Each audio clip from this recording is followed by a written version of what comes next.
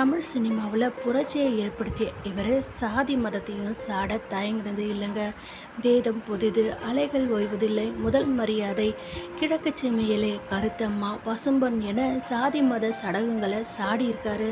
சமூகத்தை சினிமா மூலமாக சீர்திருத்தணும்னு கொள்கையோடு வாழ்ந்திருக்காருங்க பாரதி ராஜா.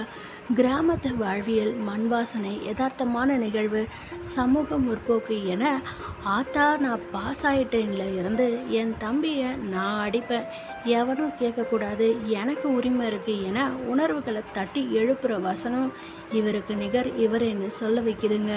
1978 வெளிவந்த சிகப்பு ரோஜாக்களில் எல்லா பெண்களும் ஒரே மாதிரி தான், அவங்கள நம்பவே கூடாது. 1980 வந்த நிழல்களில் காதல் என்பது வெறும் வார்த்தை இல்லை, அது ஒரு உணர்வு.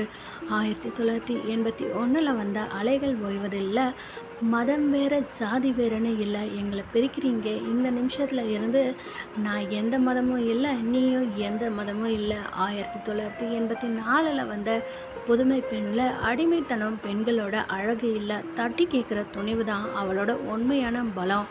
முதல் மரியாதையில் எத்தனை வருஷம் கழித்து வந்தாலும் உனக்காக காத்துக்கிட்டு இருப்பேன்.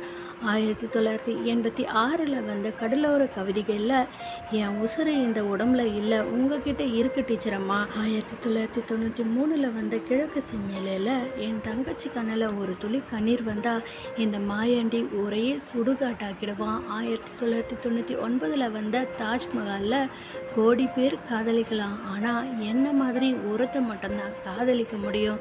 2004 வந்த கண்களால் கைது செய்யல, என் பார்வையில் படுற எதுவும் எனக்கு சொந்தமாகி விடுது, அது என் கண்களால் கைது செய்யப்படுகிறது என இவரோட படைப்புகள் தமிழ் சினிமாவின் வரலாற்றை எழுதும் எவராலும் தவிர்க்கவே முடியாதுன்னே சொல்லலாங்க.